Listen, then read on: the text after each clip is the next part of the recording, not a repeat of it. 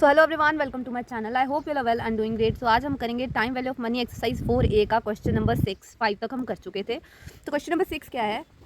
P is equal to 10,000, I is equal to 2500। ठीक है, rate of interest हमें 12.5% given है सिंपल इंटरेस्ट के साथ। The number of years T will be. ठीक है, हमने क्या निकालना है? टाइम निकालना है। ठीक है, तो हम कैसे निकालेंगे आइए देखते हैं।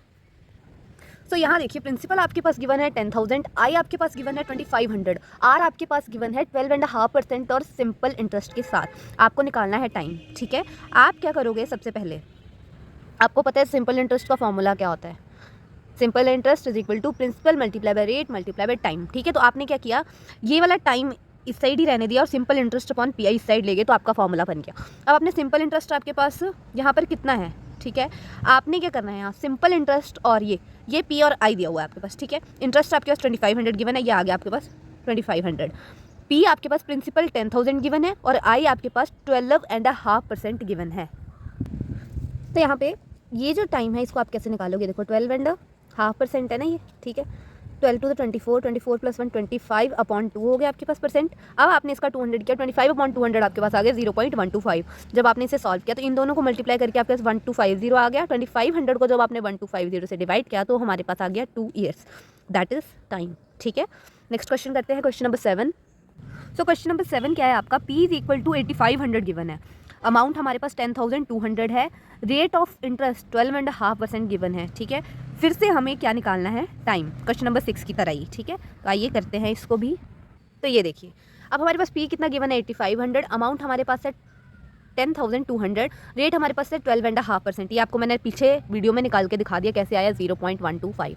ठीक है, तो आपने टाइम का फॉर्मूला लगाना है। ठीक है, अब आपको पता है कि हमारे पास अमाउंट दे रखा है। ठीक है, तो आपको पता है कि यहाँ पे पिछली बार हमने कौन सा फॉर्मूला लगाया था?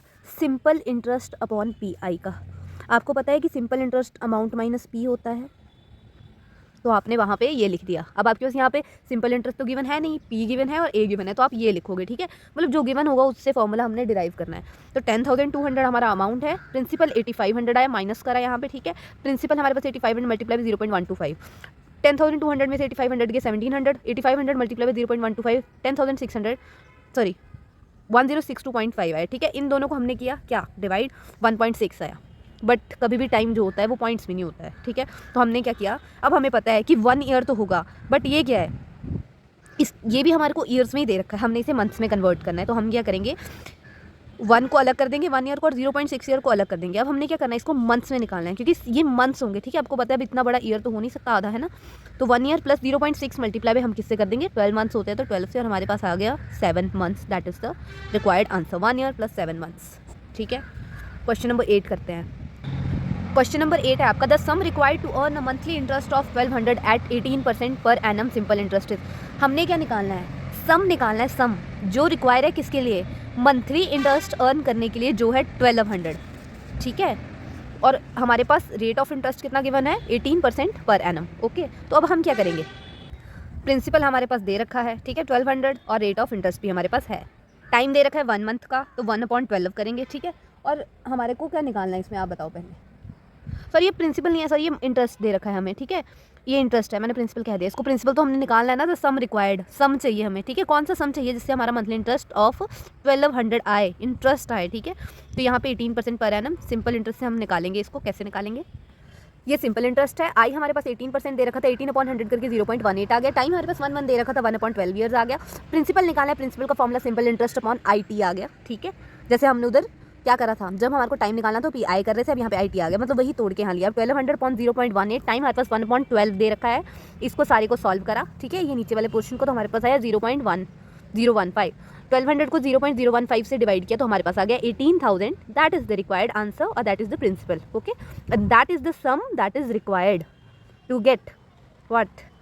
Interest of 1200 at the rate of 0.18% per annum. ठीक है, सॉरी 1 मंथ का टाइम था हमारे पास। ओके, नेक्स्ट क्वेश्चन करते हैं अब हम। सो क्वेश्चन नंबर 9 क्या है? Sum of money amount to ₹6200 in 2 years, 7400 in 3 years, the principal and rate of interest are. हमारे पास सम ऑफ मनी दे रखी है, जो अमाउंट करती है 6200 कितने में? 2 ईयर्स में, और 7400 कितने में? 3 ईयर्स में। तो हमने क्या करना है, हमने principal and rate of interest निकालना है। ठीक है, सबसे पहले हम ऑप्शंस ट्राई करेंगे और इन ऑप्शंस को इनमें भर के देखेंगे, ठीक है, कि ये दोनों जो है सेटिस्फाई कर रहे हैं, ठीक है, ये कंडीशन जो है सेटिस्फाई कर रही हैं। तो ऑप्शन ए 3800 आपका प्रिंसिपल और ये इंटरेस्ट रेट ऑफ इंटरेस्ट दे रखा है, इसे यूज़ करते हैं पहले हम, ठीक है। तो आपने क्या किया, ऑप्शन नंबर ए चेक किया जहाँ प्रिंसिपल 3800 लिया और इंटरेस्ट आपने 0.3158 लिया, ठीक है। ये कैसे आया, 31.58 को आपने 100 से करा डिवाइड, ठीक है। हमारे को क्या दिया था, रेट ऑफ इंटरेस्ट हमने स्मॉल आई निकालना था।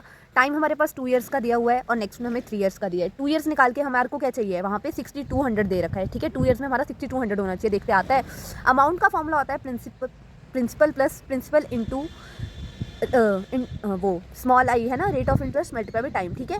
तो हमारे पास क्या हुआ, 3800, यहाँ पे 1 ले लिया हमने, इसको कॉमन लिया हमने इस वाले फॉर्मूले को, तो उसी से हमने ये सॉल्व किया। तो जब हमने इसे सॉल्व किया तो हमारे पास क्या आया, अप्रॉक्स 6200 आंसर आ गया, ठीक है।